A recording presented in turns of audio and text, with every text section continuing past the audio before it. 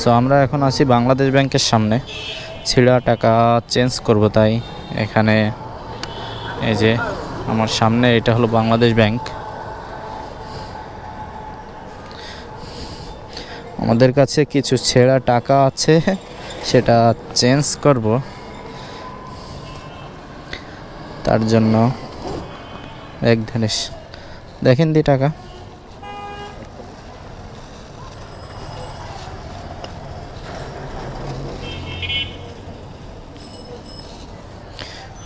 এখন ছেঁড়া টাকা চেঞ্জ করতে আসলাম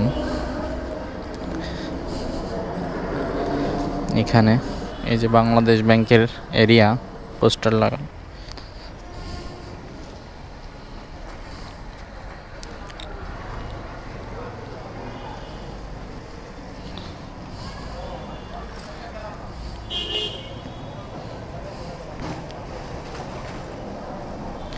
ছেঁড়া টাকা চেঞ্জ হবে।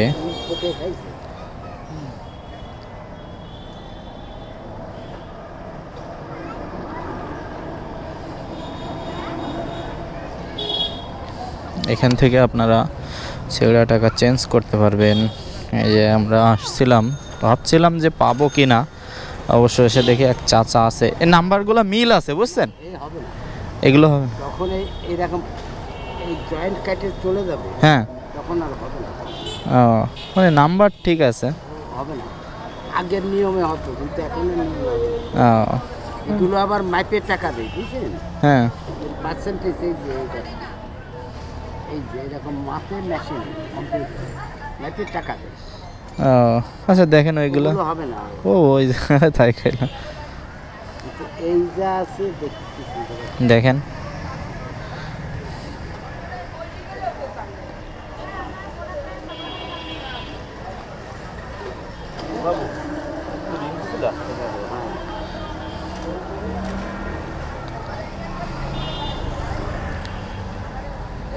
$1220 টাকাই যায়।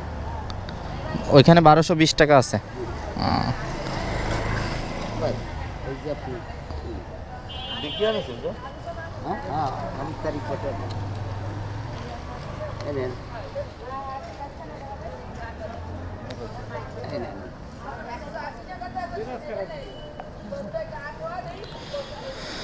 এই টাকা দিয়ে দেবে অর্ধেক, আসবে হলো 75। মানে 75 করে পাবো আমি, তাই তো? না, আপনারা আমি অর্ধেক দেবো, আমি পাবো 75 করে।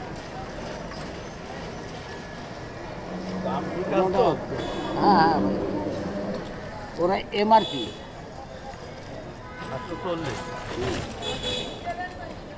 এই জায়গা আছে 1220, আপনারা 610 টাকা দিয়ে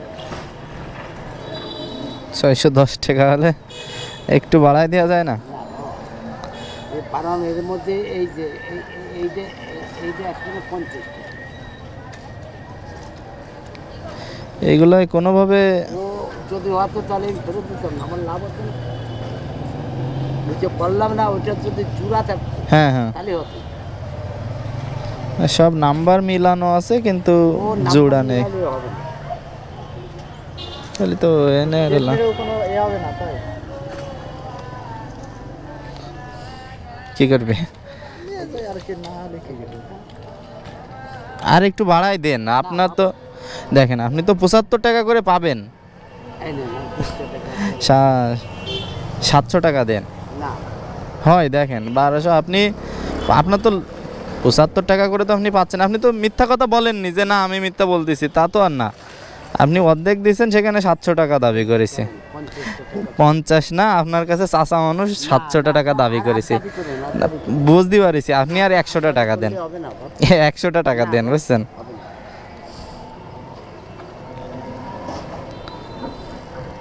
আর কি করা যাবে,